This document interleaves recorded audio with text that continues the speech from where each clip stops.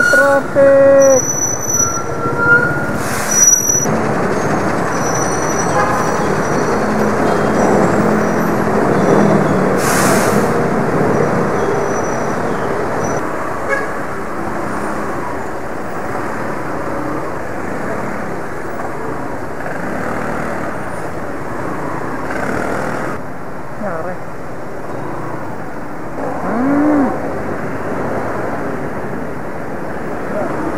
Sasagian sila.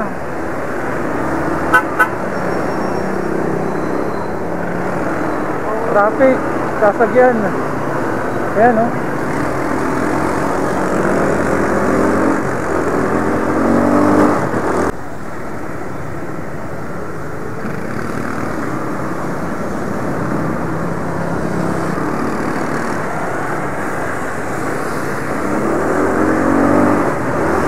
Ay,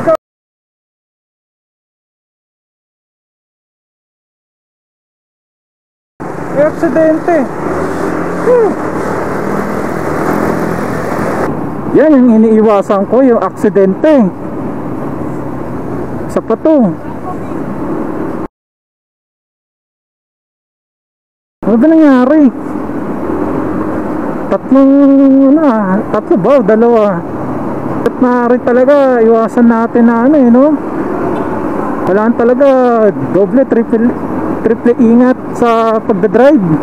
Napakotse man yan or motor.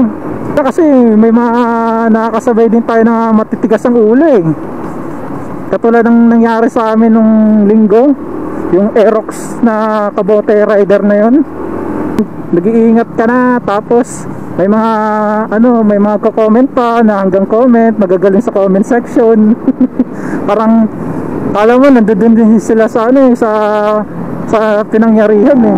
Magagaling lang mag-comment sa mga post. Feeling mga expert. So yun lang mga chingo, reminder lang talaga sa atin lahat. Mapakotse, motor, doble, triple ingat.